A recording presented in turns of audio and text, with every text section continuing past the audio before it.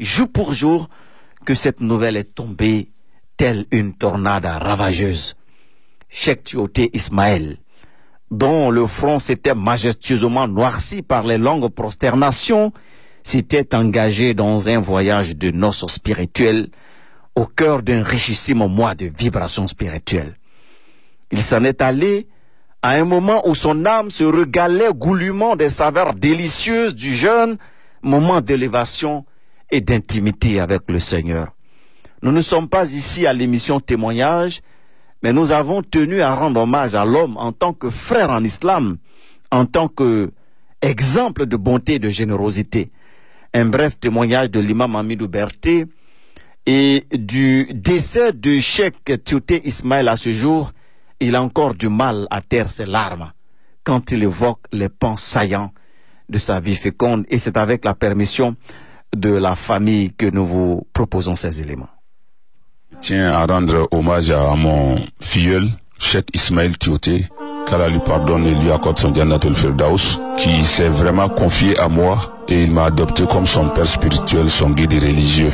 Il m'a demandé d'accomplir cette année-ci le pèlerinage au nom de son père défunt, qu'Allah leur accorde à tous les deux son pardon et sa miséricorde. Il m'a demandé de l'encadrer religieusement, ce qui s'est fait. Chaque fois, il envoie des bénédictions, des invocations en français que je relis par moyen vocal sur WhatsApp, que je lui ramène, il écoute, il apprend et il récite aussi, m'envoie, je corrige, ainsi de suite. C'est à cela qu'il a appris un certain nombre d'invocations et chaque fois que nous communiquons, il ne cesse de parler de Dieu, d'Allah. Et il dit que ce monde n'est rien, il faut qu'on se prépare à la mort. J'ai dit, mais autant c'est moi qui devais te donner ces conseils, mais si tu le fais, c'est de bonne guerre, ça veut dire que tu as pris conscience. Il dit non, mon tonton, parce qu'il m'a jamais appelé imam, il m'a toujours dit mon tonton. Donc aujourd'hui là, alhamdulillah, moi, Allah m'a tout donné. Il faut partager avec les gens, il faut se donner à Allah, parce que si tu ne le fais pas, tu sais pas quand tu vas partir. Dis ici, il n'y a pas de vie, hein. La vraie vie c'est au paradis. Et voici un peu. Chaque fois il nécessaire de me dire, mon tonton, moi-même j'ai décidé d'aller au Hajj, mais cette année c'est fini. Mais mon tonton, j'ai prié Allah de me donner longue vie. L'année prochaine, il faut que toi et moi nous partions à la Mecque ensemble. Presque dans toutes nos communications. Mais Allah a décidé autrement. Et moi, j'attendais d'accueillir au moins le corps, ne serait-ce que voir sa dépouille. Mais malheureusement, moi je dois prendre mon vol pour aller à la Umrah et faire un mois en Arabie Saoudite. Donc j'aurais voulu ne serait-ce que voir même le corbillard qui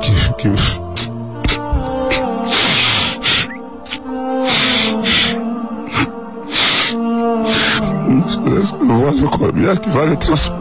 Mais malheureusement, je ne pouvais pas voir ça. Mais j'ai promis de faire cette Umrah là en sa mémoire quand même. D'accomplir cette Umrah en sa mémoire, Inch'Allah. Et si Allah donne l'occasion d'accomplir le Hajj aussi en son nom. Donc, comme un testament, c'est après sa mort que j'ai relu un de ses messages qu'il m'a envoyé par WhatsApp, où il parlait de certaines choses.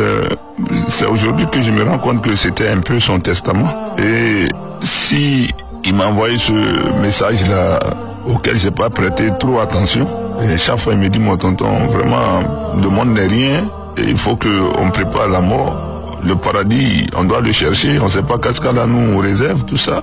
Et voilà, dans ce message, il dit comme ça, je le cite tel qu'il m'a envoyé le message. Et il dit dans ce message qu'il m'a envoyé le 28 avril 2017, il est possible qu'un jour, j'ai parlé en ton absence sur toi. La langue, que je sois seul ou en assemblée, dévie incontestablement, de manière volontaire ou involontaire. J'ai espoir que tu me pardonnes si j'ai été médisant à ton égard. Je sais qu'Allah ne me pardonnera pas tant que la personne sur qui j'ai parlé en son absence ne me pardonne d'abord. J'envoie ce message à tous mes contacts, non pas par faiblesse de ma part, mais par crainte de celui qui détient tous les royaumes. Si tu m'as pardonné, renvoie-moi ce message qui est une invitation au pardon mutuel. Purifions nos âmes. Pardonnez-moi, car les morts subites sont fréquentes. Voilà le message qu'il m'envoie. Et pour terminer, il dit, je prends Allah comme témoin que je te pardonne. Laisse ce message être une invitation mutuelle au pardon avant Ramadan, à une purification avant Ramadan. Donc c'est mon petit qui s'est confié à moi, un lien religieux. Il était généreux, il était charitable, je l'ai senti, parce que ne serait-ce que à quelques jours du mois de Ramadan, il m'a fait venir 2 sacs de riz et puis un carton de sucre avec la somme de 100 000 francs, un gros bidon d'huile. Mais moi, mes gestes ne cesseront pas à son égard. Je continuerai d'invoquer Allah Ta'ala pour lui, là où il se trouve. et nos invocations, nos aumônes vont l'atteindre là-bas. Et je prie Allah Ta'ala de lui accorder le repos éternel et les délices de la tombe, ainsi que le paradis Al-Firdaus. Et il disait comme ça, une de ses connaissances qui m'a fait cette révélation, il dit mais je suis béni, ces 2 années-là, mon anniversaire tombe au mois de Ramadan. Il disait ça parce qu'il est né le 21 juin 86. Donc il dit mon anniversaire coïncide avec le mois de Ramadan ces 2 années, je suis béni. Et voilà encore que c'est aussi sa mort qui arrive dans ce même mois de Ramadan, au 10e jour. C'est-à-dire à la fin de la décade de la miséricorde. Et tout ça mis ensemble, nous constatons aussi qu'il était en plein jeûne quand il allait à l'entraînement. Il jeûnait. Et il me répète encore, mon tonton, en tout cas, mon hajj là, je tiens à ça. Il faut que l'année prochaine, toi et moi, on parte au hajj. Mais Allah a voulu qu'il naisse dans le mois de Ramadan. Et que lui-même me dise qu'il est béni parce que 2 de ses anniversaires sont tombés sur Ramadan. Et en plus, étant dans le jeûne de ce même mois de Ramadan, il a rejoint son Seigneur, étant en jeûne encore, dans ce même mois de Ramadan, au 10e jour, à la fin du 10e jour de la première décade qui correspond à la miséricorde divine. Donc nous demandons à Allah Ta'ala de lui accorder sa miséricorde, son paradis et tous les bienfaits qu'il a accomplis, qu'Allah les lui rende dans la tombe, dans l'au-delà, qu'il a tant cherché. Nous prions à Allah Ta'ala de l'agréer dans son paradis, Jannatul Firdaus, qu'Allah lui pardonne. Et m'a beaucoup émerveillé. Mais Allah a voulu autrement. On s'en remet à lui, à sa volonté. Nous nous résignons à la volonté d'Allah Ta'ala. Et je dis, de là où tu m'attends, mon petit cheikh Ismaël Tioté, qu'Allah te pardonne, qu'il t'accorde son paradis. Salam alaikum. Le cœur saigne, les yeux pleurent, mais la langue ne dit que les paroles qui plaisent à Allah. Inna lillahi wa inna ilayhi raji'un. Nous sommes à Allah et à lui nous retournerons. Nous sommes témoins de la fin d'un jour de ce frère fauché dans la fleur de l'âge. 30 ans, si débordant de vitalité et d'énergie, en sera-t-il pareil pour nous?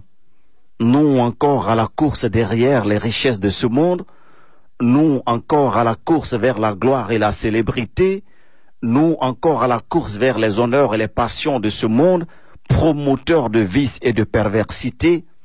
Il y a une chose qui me fascine dans la vie de ce jeune homme. C'est cette obsession lumineuse à parler de la mort, du paradis, de l'insignifiance de la vie pendant ces derniers temps. Et ce qui m'a encore fasciné, ce sont les invocations auxquelles il s'intéressait. Il les récitait via Internet et l'imam lui donnait la bonne prononciation. Et vous le verrez de vous-même. Ici encore, c'est une invocation contre les supplices de l'enfer qui l'intéresse. Avait-il pressenti ce jour? Lui pour qui l'imam avait déjà pris attache avec une structure pour recevoir et verser sa zakat le samedi 10 juin dernier. Lui dont le pouce est en attente d'un enfant. Lui dans la tête de qui débordait tant de projets. Suivant l'une des dernières invocations qu'il a revisitées avec l'imam avant son rappel à Allah. Assalamu alaikum Cheikh. Donc voici enfin le doigt que tu m'as dit de réciter pour que tu puisses bien prononcer. Donc je vais réciter, tu suis doucement. Rabbana asrif anna azab jahannam inna azabaha kana gharama.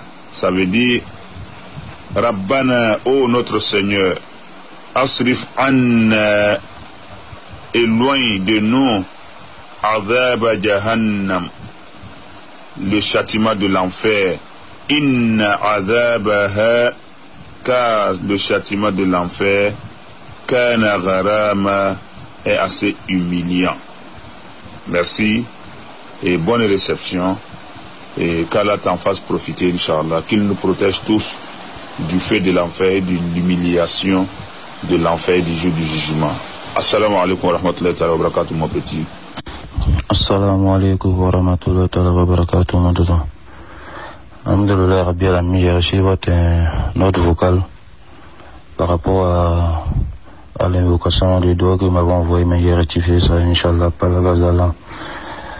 Donc, j'ai répété encore, et comme ça, vous allez écouter, et puis vous allez voir, Inch'Allah, que j'ai rectifié. A'udhu billahi minash shaitani rajim. Bismillahir rahmanir rahim.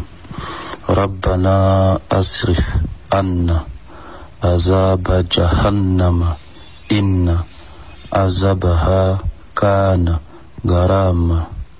ربنا أصرف عنا عذاب جهنم إن عذابها كان غراما. Donc voilà, alhamdoulilah, j'ai rectifié ça, donc si vous pouvez me renvoyer l'autre doigt là, ça me fait plaisir. Merci beaucoup et puis qu'Allah vous récompense pour ce que vous faites et on se tient au courant, Inch'Allah. Salam alaikum wa rahmatullahi wa barakatuh. Mesdames, Mesdemoiselles et Messieurs, avant que l'aube ne vienne chasser les derniers soupçons du clair-obscur abandonné par la nuit folle, qui suivra Timothée dans son voyage éternel? Celui qui vous parle ou vous qui m'écoutez. Que ceux qui savent entendre, entendent, et que ceux qui savent méditer, méditent. Ya Allah, pardonne les manquements de notre frère, accueille-le dans le Jannat Firdaus, et accorde-lui les mérites de toutes ses bonnes actions et ses bonnes intentions. Ya Allah, console sa mère et fait miséricorde à son père qui n'est plus de ce monde. Ya Allah, console son épouse et accorde-lui un bonheur plus grand. Assis ses enfants, Seigneur, et sois leur protecteur afin qu'ils soient l'incarnation achevée de la piété de leur père. Allahumma amin. Et toi qui m'écoutes, dis-moi une chose, et si tu étais à la place de Cheikh Timothée en ce moment même. Merci à Koulibaly Mamadou et à Bamba Youssouf pour la partie technique. Votre serviteur Diabati Fousseni. Wassalamu alaikum wa rahmatullahi ta'ala wa barakatuh. Kul nafsin za'ikatul maut. Toute âme goûtera à la mort.